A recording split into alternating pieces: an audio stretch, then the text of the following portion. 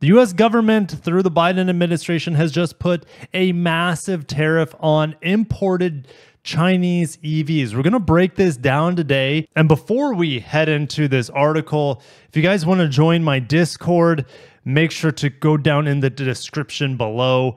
I have a link down there that does not expire. Would love to welcome you into the Discord where other car freaks can chat it out and have good times and talk smack, all that fun stuff.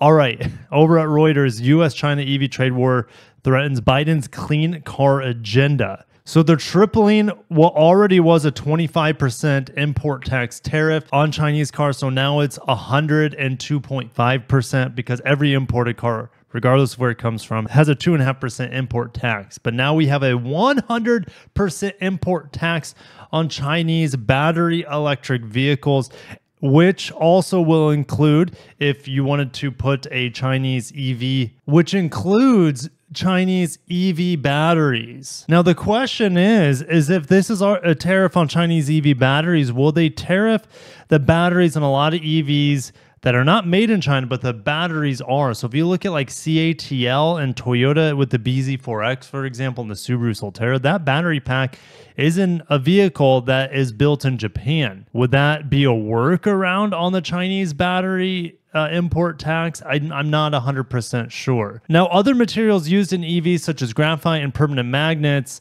and other EV minerals, are getting a new 25% import tax. So if you had hopes and dreams of getting a $12,000 BYD vehicle here in the United States, doesn't look like it's ever going to happen. And if you look at the Mexico situation with BYD looking for an area to set up a plant down in Mexico, I don't think that the administration, whether it's this one or if Trump gets back in, I don't think either of them would look kindly on Mexican-made Chinese vehicles. I think they would still put an import tax on those too. It seems like it's pretty gray area to me with the battery situation. If you have an EV that's not made in China, but the battery that is inside of it I start getting confused. And automakers have said without access to lower cost batteries and materials from China, EVs will be too expensive for mainstream United States.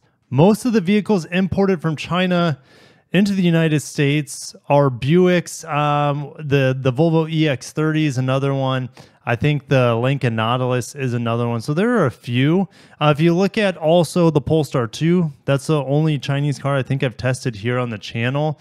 And that is now going to have, well, maybe not. It's hard to say, but there are workarounds. If a company makes a product here stateside and sends it to China, then the Chinese vehicles of the same company that are brought into America don't receive an import tax. So there are workarounds to it, but BYD, for example, doesn't make any BEVs in the United States. And so they, for example, don't have a shot at making it stateside without that 100% import tax. Oh, I guess I could have just read a little bit further where they say the Nautilus, the Buick Envision, which I did the Envista. I haven't tested the Envision yet. A Polestar 2 and the Volvo S90. Haven't driven the S90, but I will be driving the XC90 Recharge once again here in the next couple of weeks. Polestar and Volvo were both affiliates of Chinese automaker Geely. And so with this sort of tariff going on, we could see EVs going up in price, batteries going up in price, EV hardware. This is also going to affect things like solar panels and solar cells too, which I don't think this article goes into. If you look at the Mustang Mach-E or Tesla Model 3, they have a 30 to 51% Chinese content.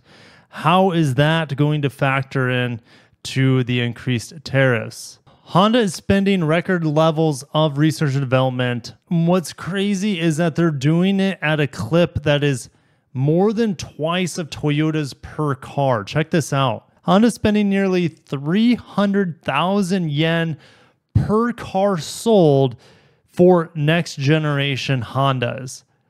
Toyota, on the other hand, is pretty flatline. They spend maybe about 125,000 yen per car sold. So Honda's plowing in way more money per car volume than Toyota is at this point in time anyways. Honda's putting $7.6 billion into research and development this fiscal year as it steps up the development of EVs to catch up to Tesla and Chinese players. This is a 23% increase compared to last year and exceeds 1 trillion yen for the first time ever. They're funding this big investment thanks to hybrids. And don't think that they're done with hybrids yet. They're not even close. The automaker expects to post a second straight year of record operating profit on the backs of those hybrids ending in the fiscal year March 2025. Remember, Honda wants to be fully electric, whether that's fuel cell or battery electric, by 2040. The company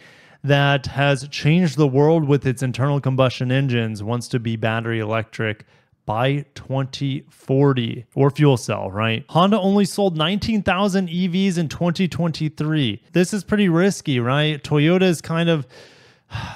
doesn't move fast. They're a bigger company. They're ultra conservative. Honda, another very conservative Japanese company, but not as of late. Since 2019, they're just spending so much money on research and development for EVs. Is it going to pay off for them?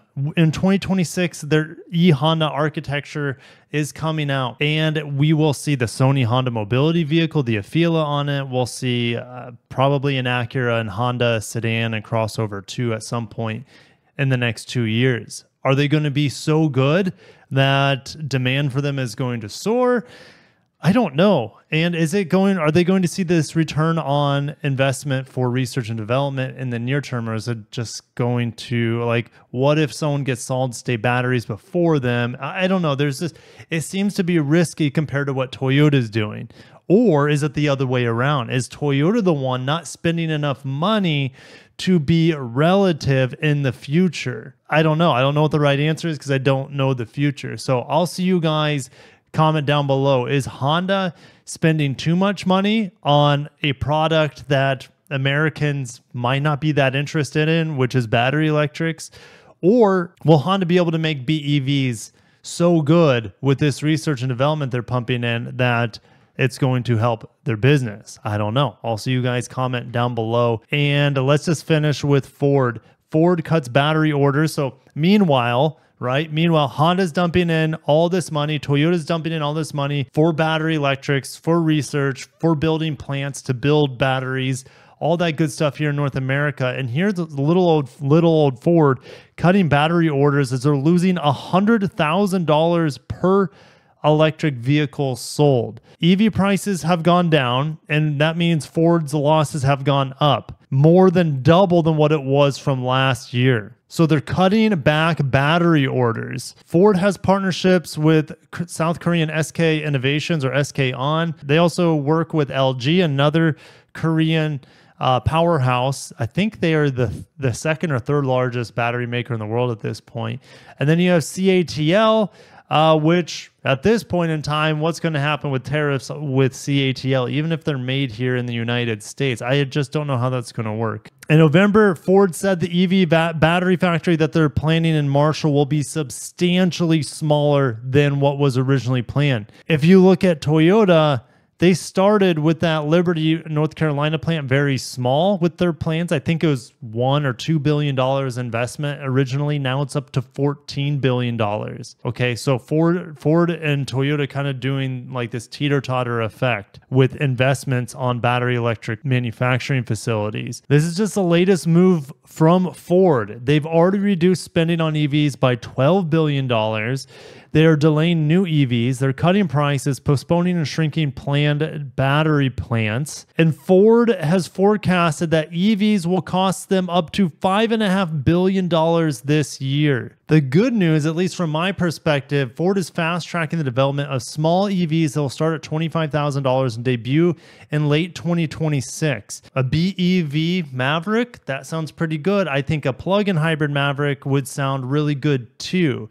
Actually, an all-wheel drive hybrid Maverick would sound great as well. I think people would rather have those things than most other small EVs at this point. But let me know down below, would you take like a little Fiesta EV at $25,000, or would you rather have a Maverick hybrid or plug-in hybrid from $25,000 to $30,000? It's not looking good for Ford here and their EVs, but good news for them, they don't have to worry about China because Chinese EVs just have no shot in the United States at this point with the tariff, the 100% tariff that's just been slapped on them. As a consumer, how do you feel about this? We, as consumers, want cheaper things and the choice of more options. Chinese cars are never going to be a choice for us at this point here in the United States. So I'm going to end it there. I'll catch you guys in the next one. Stay tuned because the whole EV thing is always changing. Don't be surprised if Trump gets in. He's like, hey, we're not going to put tariffs on EV cars, but he's also been quoted as saying we're not going to give any incentives for EVs either. But I don't know. Who knows what's going to happen? I'll catch you guys in the next one. Peace.